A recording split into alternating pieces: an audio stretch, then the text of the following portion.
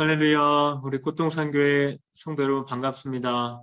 오늘 또 이렇게 구역 공과 공부 시간을 통해서 영상으로 만나뵙게 돼서 반갑고 또 이 시간 통해서 우리가 하나님이 주시는 은혜 함께 나눌 수 있었으면 좋겠습니다. 우리가 지금 계속해서 로마서 말씀을 공부하고 있습니다.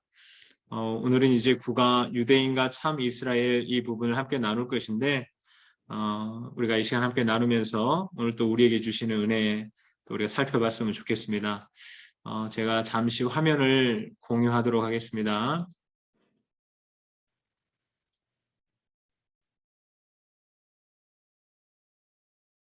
여러분 화면이 보이시죠?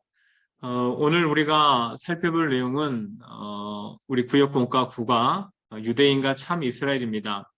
우리가 구역 본과 시간에 로마서의 말씀을 계속해서 살펴보고 있는데 오늘 9번째 시간입니다. 로마서 9장 1절부터 18절 말씀을 본문으로 함께 공부를 해보도록 하겠습니다.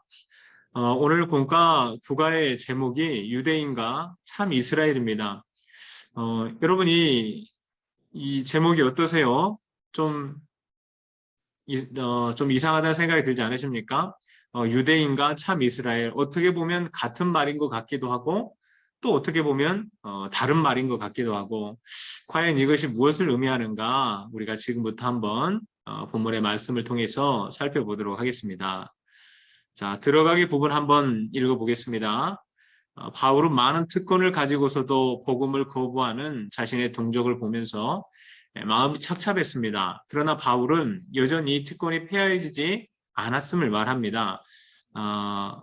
이런 축복은 혈통적으로는 모든 이스라엘에게 주어진 것이 아니라 하나님의 주권과 하나님의 은혜 아래 육신의 이스라엘 안에서 선택된 참 이스라엘에게 주어졌다는 것을 사도 바울은 오늘 본문을 통해서 밝히고 있습니다. 여러분, 바울 사도는 이방인의 사도라고 우리가 흔히 말을 하잖아요. 이방인들에게 복음을 전했고 또 그 이방인들에게 복음을 전하는 도구를 하나님께 크게 쓰임을 받았습니다. 그러나 그 마음 한편에는 사도 바울이 가지고 있었던 마음이 무엇이냐면, 오늘 우리가 이제 로마서 9장의 말씀을 읽어보셨으면 알겠지만 이 구원받지 못한 자기 동족에 대한 그 뜨거운 마음을 사도 바울은 가지고 있었습니다. 그래서 자기 동족이 구원받을 수만 있다면 자신이 그리스도에게서 끊어져도 상관없다고 말할 정도로, 끊어지기를 바랄 정도라고 말할 정도로 사도 바울은 동족의 구원을 향한 그런 뜨거운 마음을 가지고 있었습니다. 이제 그런 부분을 가지고 오늘 이야기를 하는데, 바울 사도가 말하는 것이 이 자기의 동족들이, 유대인들이 많은 특권을 가지고 있었다는 거죠. 근데 그럼에도 불구하고 하나님께서 구원자로 메시아로 보내주신 예수 그리스도를 거부하는 것을 보면서, 자기 동족들이 거부하는 것을 보면서 마음속에 궁금증이 생겼던 겁니다. 아니, 어떻게 하나님께 이렇게 많은 특권을 받은 이 이스라엘 민족들이 메시아를 거부할 수가 있는가? 이들이 메시아를 거부했다면 혹시 그것은 하나님의 약속이 깨어진 것은 아닌가? 하나님의 약속이 실패한 것은 아닌가? 그런 마음을 가지게 되었던 겁니다. 그러나 바울이 오랜 시간을 아마 고민했을 것 같아요. 이 문제로 고민하고 결론을 내리는 것은 그렇지 않다는 거죠. 여전히 자신의 동족들은 하나님의 택한 백성이 맞고 또 하나님의 약속은, 하나님의 말씀들은 폐하여지지 않았다는 것입니다. 그렇다면 이제 한 가지 문제가 남아있는 것이 이스라엘 백성들이 왜 예수 그리스도를 거부하게 되었느냐 하는 것이죠. 하나님의 백성들이라면 당연히 예수님을 메시아로 받아들이는 것이 맞는 것인데, 이 거부하는 모습을 보면서 어떻게 일어나는 일이 일어나고 있는 것인가, 사도 바울이 오늘 그 부분을 말하고 있는 것입니다. 바울이 그것에서 무엇이라고 말을 합니까? 이스라엘이 다 이스라엘이 아니라 이스라엘 백성들 안에도 참된 이스라엘과 그렇지 않은 육적인 이스라엘이 있다는 것을 말씀하고 있는 것입니다. 이제 우리 다 함께 문제를 한 문제씩 살펴보면서 사도 바울이 우리에게 이 문제에 대해서 무엇이라고 말을 하는지 좀 나눠보도록 하겠습니다. 자, 1번 문제 한번 보겠습니다.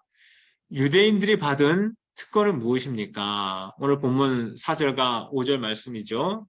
제가 한번 읽어보겠습니다. 그들은 이스라엘 사람이라 그들에게는 양자됨과 영광과 언약들과 율법을 세우신 것과 예배와 약속들이 있고 조상들도 그들의 것이요 육신으로 하면 그리스도가 그들에게서 나셨으니 그는 만물 위에 계셔서 세세의 찬양을 받으실 하나님이시니라. 아멘. 사도 바울은 오늘 본문 4절과 5절 말씀을 통해서 유대인들이 하나님께 받은 특권을 한 8가지 정도로 구분해서 말을 하고 있습니다. 어떤 것들이 있습니까? 바로 양자됨, 영광, 언약, 율법, 예배, 약속, 조상들, 그리고 그리스도가 그들에게서 나심, 이렇게 8가지 정도가 되죠. 이걸 잠깐 살펴보면 양자됨이라는 것은 자녀됨이라고 보시면 될 것 같습니다. 양자보다는 자녀됨이라는 말이 표현이 맞을 것 같고요. 하나님은 이스라엘 백성들을 구약 시대부터 나의 장자다 이렇게 칭하셨죠. 그러니까 이스라엘 백성들은 이미 구약 시대부터 하나님의 자녀됨이라는 특권을 누리고 있었다는 것입니다. 사실 뭐 세계 민족 중에 이런 특권을 가지고 있었던 민족이 없죠. 굉장한 특권이 많습니다. 이것이 바로 유대인들이 받은 특권이죠. 두 번째는 영광입니다. 여러분 하나님의 영광을 보신 적이 있습니까? 우리가 성경을 보면 그 하나님의 영광에 대해서 말하는 것을 보게 읽게 되는데 사실 이게 좀 애매하죠. 하나님의 영광이라는 것이 어떤 것을 말씀하는 것인지. 근데 이 유대인들은 하나님의 영광이 직접적으로 현현하는 것을 눈으로 보았던 사람들입니다. 이스라엘 백성들이 광야에서 지낼 때 하나님께서 그들을 어떻게 인도하셨습니까? 불기둥과 구름기둥으로 인도하셨다고 말씀하시죠. 그것이 바로 하나님의 영광의 현현이었습니다. 이스라엘 백성들은 그것을 직접 본 것입니다. 또 그 광야에서 성막이 지어졌을 때 하나님의 영광이 구름과 같이 빽빽하게 그곳에 임하였다. 그렇게 말하죠. 이 이스라엘 백성들은 이것을 직접 본 사람들입니다. 우리는 보지 못했던 것들을 보지 못했던 그 하나님의 영광을 보는 특권을 누렸던 겁니다. 또 언약들, 율법, 예배, 약속 이런 것들이 있죠. 언약이라는 거 하나님께서 이스라엘 백성들에게 많은 언약을 주셨죠. 아브라함 언약, 시내산 언약, 모압 평지 언약, 또 에발산과 그리심산의 언약. 하나님이 이스라엘과 많은 언약을 맺으셨고 이스라엘 백성들은 이 언약적 축복을 누렸던 사람들입니다. 또 율법이란 건 어떤 것입니까? 하나님께서 이스라엘 백성들이 광야에 있을 때 시내산에서 십계명을 주셨잖아요. 율법이라는 것은 하나님께서 하나님의 뜻을 알 수 있는 가장 분명한 성문화된 그런 법칙이었죠. 율법이죠. 성문 율법이죠. 이스라엘 백성들은 구약 시대부터 이미 하나님의 뜻을 알 수 있는 이 율법을 받는 특권을 누렸던 사람들입니다. 또 예배라는 것은 이제 제사라고 말할 수 있을 겁니다. 하나님께서 기뻐하시는 그 제사, 하나님께서 그 제사 제도, 예배 제도를 유대인들에게 직접 정해 주셨고 이렇게 예배하라고 말씀을 하셨죠. 또 약속들, 하나님은 이스라엘 이 백성들에게 이스라엘 선조들에게 많은 언약을 주셨고 또 그 언약과 같은 약속들을 주셨는데 이 약속이라는 것은 어떤 것입니까? 궁극적으로 메시아의 도래에 대한 약속을 말하는 것입니다. 그러니까 어느 누구도 하나님께서 이런 말씀을 해준 적이 없는데 이 유대인들, 이스라엘 백성들은 이미 구약 시대부터 이러한 약속과 언약들, 많은 특권들을 누렸던 겁니다. 뿐만 아니라 조상들도 그들의 것이라고 말하죠. 이스라엘은 수많은 믿음의 사람들을 선조로 두고 있는 그런 특권을 허락받은 사람들입니다. 뿐만 아니라 육신적으로는 그리스도가 그들에게서 나셨다고 말합니다. 예수 그리스도가 바로 유대인의 혈통을 통해서 그렇게 이 땅에 오셨죠. 이렇게 너무나도 많은 특권을 받았던 민족, 그 민족이 바로 유대인이라고 사도 바울은 말하고 있는 것입니다. 그때 왜 사도 바울이 여기서 이것을 밝히고 있는 것일까요, 여러분? 그것은 유대인들이 이렇게 많은 특권을 받았음에도 불구하고 그들이 메시아로 오신 예수 그리스도를 거부했다는 것을 강조하기 위해서 그런 것이죠. 그러면 왜 이것을 계속해서 유대인들이 예수님을 거부했다는 것을 말하고 있는 것인가? 사도 바울이 이렇게 논리를 전개하는 것은 바로 자기들이 하나님의 백성이라고 자랑하고 있던 그 이스라엘 백성들에게, 유대인들에게 진짜 하나님의 백성과 그렇지 않은 사람들이 있다는 것을, 이스라엘 백성들이 있다는 것을 구분해서 보여주기 위해서 지금 이 말들을 하고 있는 것입니다. 우리가 계속해서 한번 문제를 보겠습니다. 2번 문제 보겠습니다. 여러 특권을 받은 이스라엘이 메시아를 거부한 것을 보고 사람들은 하나님의 말씀이 폐해진 것이 아니냐는 의구심을 가졌습니다. 이에 대한 바울의 대답은 무엇입니까? 6절 말씀을 한번 보겠습니다. 그러나 하나님의 말씀이 폐하해진 것 같지 않도다. 이스라엘에게서 난 그들이 다 이스라엘이 아니오. 여러분, 사도 바울의 답은 무엇입니까? 여러 특권을 받은 이스라엘이 메시아를 거부하는 것을 보고 사도 바울 그리고 사람들이 이거 혹시 하나님의 약속들이, 하나님의 말씀이 폐하해진 것은 아니냐, 이런 생각들을 했던 것 같아요. 근데 바울이 이것을 곰곰이 생각해 본 후에 내린 결론은 무엇입니까? 그 답이 무엇입니까? 하나님의 말씀은 폐하해지지 않았다는 것입니다. 그렇다면 여러분, 우리가 계속 말씀을 나누고 있지만 한 가지 문제가 남잖아요. 하나님의 말씀이 폐하해진 것이 아니라면 이스라엘 백성들이 다 예수님을 믿는 것이 맞는데 대부분의 이스라엘 백성들은, 유대인들은 예수님을 믿지 않았거든요. 이 문제에 대한 답이 필요한 거죠. 사도 바울이 거기에 대해서 뭐라고 말하죠? 이스라엘에게서 난 그들이 다 이스라엘이 아니다, 그렇게 말을 합니다. 여러분, 바울은 이 이스라엘의 구원 문제와 연결해서 지금 이 6절 말씀을 말하고 있죠. 동족의 구원 문제를 해서 마음에 큰 근심을 하고 있던 바울이 이스라엘의 메시아를 거부하는 것이 이것이 이스라엘이 하나님의 구원에서 제외된 것은 아닌가 하는 문제로 고민을 하게 된 겁니다. 그러나 깊게 생각한 끝에 바울이 내린 답은 아니라는 거죠. 바울은 이스라엘이 메시아를 거절한 것을 두고 이스라엘에게서 난 그들이 다 이스라엘이 아니오, 이렇게 말합니다. 즉 이스라엘에게서 난 육적인 이스라엘인들이 다 참된 의미에서의 하나님의 백성은 아니라고 말을 하는 것입니다. 혈통을 통해서 이 땅에 태어난 이스라엘 백성들이 다 하나님의 백성은 아니라는 거죠. 여러분, 바울은 이미 로마서 2장 28절과 29절 말씀에서 표면적 유대인이 아니요, 이렇게 말을 했습니다. 또 예수님은 요한복음 1장 47절에서 나다나엘을 보고 보라, 이는 참 이스라엘 사람이라, 이렇게 말씀하신 적도 있습니다. 이게 무슨 뜻이겠어요? 이것은 이스라엘 사람 중에도 참된 이스라엘 사람이 있고 아닌 자가 있다는 것을 암시하고 있는 말씀들이죠. 바울 사도도 육적인 이스라엘과 참된 이스라엘 사람을 구분해서 말하고 있는 겁니다.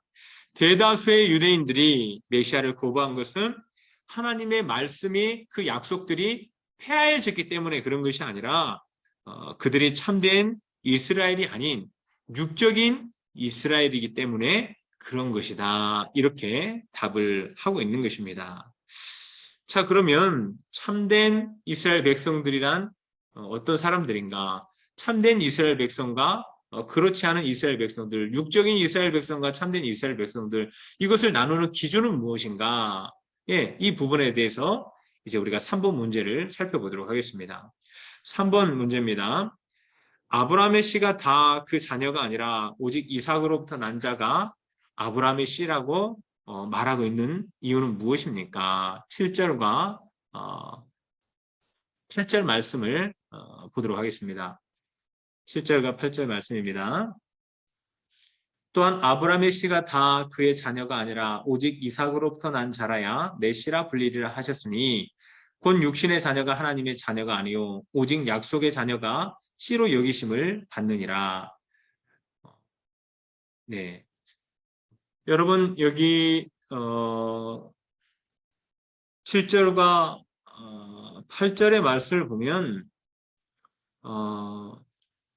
아브라함의 씨가 다 그의 자녀가 아니라 오직 이삭으로부터 난 자가 아브라함의 씨라고 말하고 있는 이유가 무엇이라고 나와 있습니까? 이삭은 아브라함이 하나님의 약속으로 말미암아 받은 자손이라고 말을 하는 거죠. 하나님의 자녀, 하나님의 백성, 참된 이스라엘은 하나님의 약속을 통해서 얻은 자손들이라고 말씀을 하고 있는 겁니다. 여러분 바울 사도는 이스라엘 백성들이 메시아를 거부한 이 사건을 육적인 자녀와 약속의 자녀로 구분해서 설명한다는 것을 살펴봤죠. 바울이 이것을 이제 이 7절과 8절에서 아브라함을 예로 들어서 설명을 하는데 이 바울은 7절에서 아브라함의 아들 중 그 이삭에 대해서 오직 이삭으로부터 난 자라야 내 씨라 불리리라는 창세기 21장 12절에 하나님의 말씀을 인용하고 있습니다. 사도 바울이 인용하고 있는 거죠. 여러분 아브라함의 육적인 자녀는 여러 명이 있었습니다. 이삭 말고도 뭐 이스마엘도 있었고 또 사라가 죽은 뒤에 그가 후처로 뒀던 구두라에게서도 아브라함은 6명의 자녀들을 두었었습니다. 그러니까 이 육적인 자녀로 말한다고 한다면 아브라함의 씨라고 한다면 그 사람들이 다 이스라엘이 돼야 되겠죠. 그러나 하나님은 그 육적인 자녀들이 내 자손들이 아니고 오직 이삭으로부터 난 자라야 내 씨라고 말할 수 있다. 그렇게 말씀을 하셨던 거죠. 그러면서 이제 그래서 이들 다른 자녀들과 이삭을 구분하고 있는 겁니다. 이삭은 하나님께서 약속으로 주신 아브라함의 아들이라고 말씀을 한 것이죠. 즉 참된 이스라엘 백성들은 육적인 출생, 혈통에 의한 출생에 의한 것이 아니라 약속에 의한 하나님의 약속에 의해서 출생된 자녀들이라고 말씀을 하는 것입니다. 여러분 우리가 하나님의 자녀가 되는 것은 혈통에 의해서 되는 것이 아니죠. 그렇게 된다면 지금 우리들은 어떻게 했어요? 하나님의 자녀가 될 수 없죠. 하나님의 백성이 될 수가 없죠. 그런데 하나님의 자녀가 되는 것은 혈통이나 어떤 육적인 것에 의한 것이 아니라 오직 은혜와 믿음에 의한 것이라는 거, 하나님의 약속에 의한 것이라는 거, 이것이 이스라엘의 조상 아브라함 때부터 하나님이 정하신 원리이다. 사도 바울은 이렇게 말을 하고 있는 것입니다. 오직 하나님의 약속으로 말미암은 자손들만이 참된 하나님의 백성이 될 수 있다. 그렇게 말씀을 하는 거죠. 자, 우리가 사도 바울이 이제 이것을 계속해서 이 원리를, 이 논리를 펼쳐 나갑니다. 또 확대시켜 나가는데 이제 야곱과 에서를 들어서 이것을 설명을 해요. 4번 문제를 보십시오. 하나님이 야곱을 사랑하시고 에서를 미워하셨던 기준은 무엇입니까? 본문 10절과 13절 말씀을 먼저 읽고 답을 살펴보도록 하겠습니다. 자, 10절부터 13절 말씀. 그뿐 아니라 또한 리브가가 우리 조상 이삭 한 사람으로 말미암아 임신하였는데 그 자식들이 아직 나지도 아니하고 무슨 선이나 악을 행하지 아니한 때에 택하심을 따라되는 하나님의 뜻이 행위로 말미암지 않고 오직 부르신 이로 말미암아 서게 하려 하사 리브가에게 이르시되 큰 자가 어린 자를 섬기리라 하셨나니 기록된 바 내가 야곱을 사랑하고 에서는 미워하였다 하심과 같으니라. 아멘. 여러분 바울은 계속해서 이 약속의 자녀인 이삭의 후손도 하나님의 자녀와 하나님의 자녀가 아닌 자로 구분되고 있다는 것을 말하고 있죠. 그러면서 육적인 이스라엘이 다 하나님의 백성이 아니라는 거 여기서도 계속 설명하고 있는 겁니다. 바울은 한 어머니 리브가의 뱃속에 있던 쌍둥이 야곱과 에서를 말하죠. 이 쌍둥이 중에서도 하나님의 자녀와 하나님의 자녀가 아닌 자로 나뉘었다는 말을 하고 있는 거예요. 여러분 사실 이삭 같은 경우는 야곱하고 에서하고 좀 경우가 달라요. 이삭은 아브라함과 사라 그 둘 사이에서 나온 유일한 자녀였고 사실 이스마엘이나 다른 자녀들은 배다르시죠. 그래서 이들은 구분될 수 있겠다. 그렇게 우리가 생각할 수도 있습니다. 그러나 이제 야곱이 사도 바울이 이 원리를 다시 야곱과 에서에게도 적용을 해요. 사실 야곱과 에서는 한 어머니의 뱃속에서 쌍둥이로 있었던 사람들이잖아요. 그래서 이들은 다 육적으로 따진다면 이스라엘 백성들이라 말할 수 있을 것인데 이걸 구분하는 거예요. 야곱을 사랑하시고 에서는 미워하셨다. 이 말은 무슨 말이냐면 하나님께서 야곱은 하나님의 백성으로 택하셨고 에서는 그렇지 않았다는 겁니다. 다르게 말하면 야곱은 구원을 받았고 에서는 구원받지 못했다. 이런 의미가 되는 거죠. 사실 심각한 의미가 여기 들어있는 것인데 이들은 한 태에서 난 쌍둥이들이거든요. 그런데도 하나님이 그들을 구분하셨어요. 그 기준이 무엇인가? 일단 여기서도 사도 바울은 이 참된 이스라엘 백성들은 혈통에 의한 것이 아니란 것을 더욱 분명하게 말합니다. 그러면서 이렇게 나눠진 기준에 대해서도 말을 하는데 11절 말씀 보면 하나님께서 야곱을 사랑하신 것이 야곱과 에서가 아직 출생하지 않았을 때 그리고 어떤 선이나 악을 행하지 않았을 때에 이루어졌다고 말을 합니다. 무슨 말입니까? 어떤 야곱과 에서의 어떤 행위나 선함이나 조건에 의해서 이것이 구분되어진 것이 나뉘어진 것이 아니라는 거죠. 그럼 뭐에 의해서 이루어진 겁니까? 하나님의 백성의 여부는 하나님의 자녀의 여부는 철저히 하나님의 주권적인 선택에 의해서 이루어졌다는 것을 말씀하고 있는 것입니다. 그리고 우리가 이 10절과 13절까지의 말씀에서 한 세 가지 정도 이 사실을 확인할 수가 있습니다. 첫 번째는 이스라엘 안에 육적인 이스라엘과 영적인 이스라엘을 구분하는 것은 하나님의 선택에 의한 것이라는 말입니다. 우리의 어떤 조건이나 이런 게 환경이 전혀 들어가 있지 않아요. 상황이. 오직 하나님의 선택에 의해서 됐다는 거죠. 또 두 번째는 하나님의 선택의 기준은 인간의 선행과는 전혀 상관없는 하나님의 선하심과 자비하심이라는 거예요. 계속해서 말씀드리죠. 우리의 행위와는 관련이 없어요. 하나님의 선택은. 오직 그것은 하나님의 선하심과 자비하신 뜻에 따라서 이루어진 것이라고 말씀을 하고 있는 겁니다. 그리고 세 번째로 하나님은 이 자신의 주권적인 의지로 원하는 자를 선택하셔서 은총을 베풀어 주신다는 것입니다. 정확한 기준을 우리가 알 수 없어요. 그러나 하나님의 선하심과 자비하신 그 주권적인 의지에 의해서 선택에 의해서 하나님 자녀들을 택하시고 구원의 은총을 베풀어 주셨다는 겁니다. 자, 여러분 우리가 이런 말들 들으면 어때요? 하나님께서 그냥 아무 우리와 관련 없이 그냥 하나님의 뜻에 의해서 택하셨다. 야곱과에서 같은 어머니 뱃속에 있었는데 하나님께서 야곱을 택하시고 에서는 그냥 내버려 두셨어요. 그냥 내버려 두신 정도의 문제가 아니죠. 이거는 야곱은 구원하시고 에서는 구원하지 않으셨다는 거예요. 심각한 문제인데 그게 하나님의 주권에 의해서 이루어졌다는 거예요. 여러분 이런 말씀 들으면 어떤 생각이 드세요? 하나님이 뭔가 불공평하신 것 같다. 그런 생각 들지 않으세요, 여러분? 하나님이 불의하신 것 같다. 그런 생각 들지 않으세요? 그런 생각을 많은 사람들이 하게 됩니다. 특별히 우리가 에서의 입장이라고 생각한다면 어떻겠어요? 이런 생각 충분히 할 수 있겠죠. 자, 그거를 오늘 이제 5번 문제에서 말하고 있는데 문제를 먼저 한번 보죠. 하나님의 백성을 주권적으로 선택하시는 하나님은 불의하신 분이십니까? 여러분 이런 생각 많이 해보지 않으셨어요?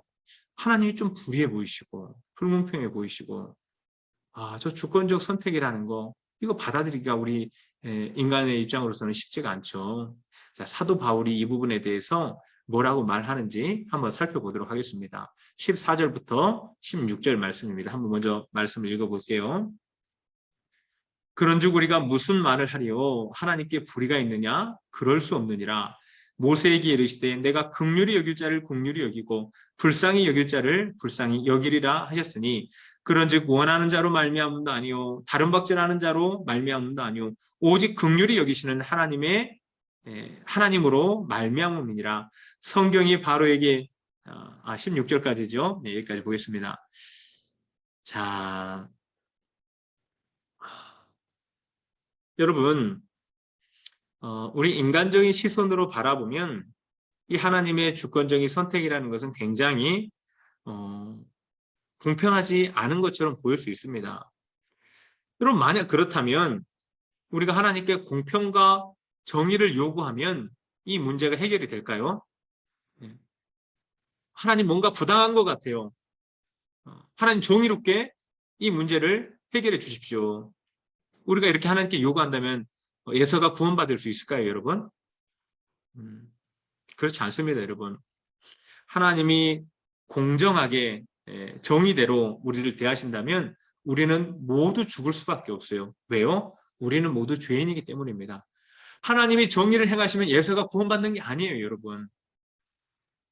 야곱도 죽고 에서도 죽고 다 죽는 거죠. 여러분 이게 무슨 의미인지 아시겠어요? 여러분 하나님의 택하심은 하나님의 주권에 의한 것입니다. 이 사람들은 이걸 불의하다고 말하는데 사도 바울은 그럴 수 없다고 말을 해요. 그리고 이 의문에 대해서 15절과 16절에서 답을 하는데 근데 좀 바울의 답이 애매한 것 같아요.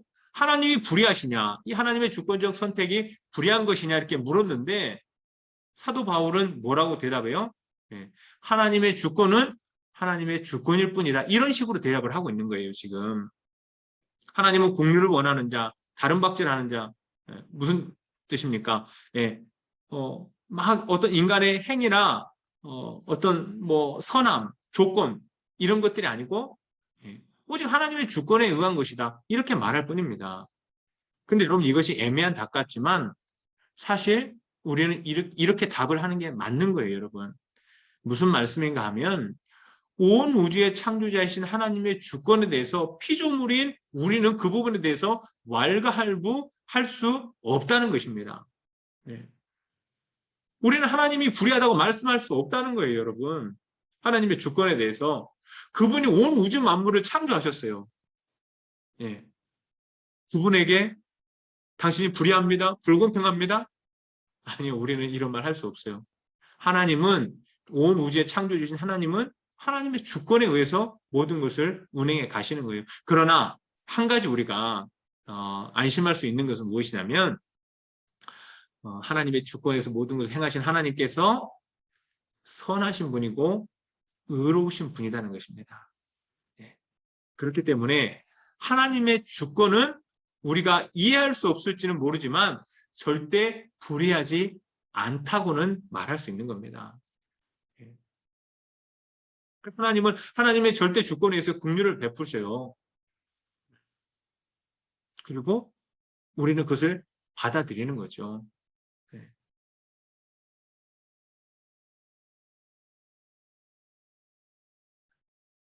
여러분 로마서 전체의 내용을 볼 때는 우리가 뭐 이렇게 답을 할 수도 있어요. 네. 우리 모든 인류가 아담의 범죄로 인해서 이 죄인이 됐잖아요. 그렇기 때문에 그리고 하나님은 하나님의 주권에 의해서 주권적인 선택에 의해서 이들 중 일부는 선택하시고 구원하시고 일부는 그냥 버려두신 거예요. 즉 죽지 않아야 될 자들을 죽게 하신 것이 아니라 죽을 운명에 있는 자들을 그대로 그 길을 가게 내버려 두신 것이기 때문에 하나님의 주권적인 선택은 억울하다고 불평할 수가 없다는 겁니다. 오히려 구원받은 자들이 하나님께서 어떻게 나 같은 자를 이렇게 사랑하시고 구원해 주셨는가. 네. 이렇게 감사해야 될 이유만 있는 거죠. 이제 로마서 전체의 내용을 보면 이렇게 답을 할 수가 있습니다. 그러나 오늘 사도 바울이 말하고 있는 이 부분에서는 사실 이런 내용들은 나오지 않아요. 사도 바울이 말하는 건 뭡니까? 하나님의 주권은 하나님의 주권으로 받아들이라는 겁니다. 이것이 피조물인 저와 여러분들이 할 수 있는 바라고 말하고 있는 거죠. 여러분 긍휼은 우리의 어떤 행위에 의한 것이 아니라 선행에 의한 것이 아니라 하나님의 긍휼은 하나님의 주권에 의한 것입니다. 그러니까 하나님의 긍휼은 우리에게 무상으로 선물로 제공된 거예요. 우리는 거기에 대해서 아무 말도 할 수가 없어요. 선물을 받은 거예요. 선물을 그냥. 하나님은 뭐라고 말씀하세요? 나는 긍휼히 여길 자를 긍휼히 여기고 불쌍히 여길 자를 불쌍히 여긴다. 하나님은 주권에 의해서 행하신다는 거예요. 그리고 피조물은 우리는 거기에 대해서 할 말이 없다. 사도 바울의 답은 이것입니다. 그러나 다행한 점은 무엇이라고요? 우리가 그럼에도 안심할 수 있는 점은 무엇이라고요? 우리가 선하신 하나님의 손길 안에 있다는 겁니다. 하나님이 불의하신 분이 아니에요. 악하신 분이 아니에요. 그분은 그림자도 없으신 분이에요. 선한 하나님의 손길 안에 있기 때문에 우리에게 일어나는 모든 일에 대해서 우리는 감사로 받아들이고 또 하나님에 대한 신뢰와 믿음으로 받아들일 수 있다고 말씀을 하는 겁니다. 이 유대인과 참 유대인과 육적 유대인과 영적 유대인 이 구분에 있어서만이 아니라 여러분 우리의 삶의 문제를 한번 살펴보세요. 우리의 삶에 너무나 힘든 문제가 많이 있잖아요. 예. 이해할 수 없는 일들이 너무나 많이 있습니다. 그래서 우리는 그 이해되지 않는 일들을 두고 하나님을 많이 원망할 때가 있습니다. 여러분 그러나 이 사도 바울이 로마서 8장 28절에서 무엇이라고 말했습니까? 하나님을 사랑하는 자, 곧 그의 뜻대로 부르심 입은 자들에게는 모든 것이 합력하여 선을 이룬다는 것입니다. 우리 사랑하는 성도 여러분, 우리가 하나님의 주권 안에 있다는 거 잊지 마십시오. 그러나 그 주권은 하나님의 선하신 하나님이시라는 거, 그 하나님의 손길 안에 있다는 거, 이걸 기억하시기 바랍니다. 여러분 오늘 사도 바울은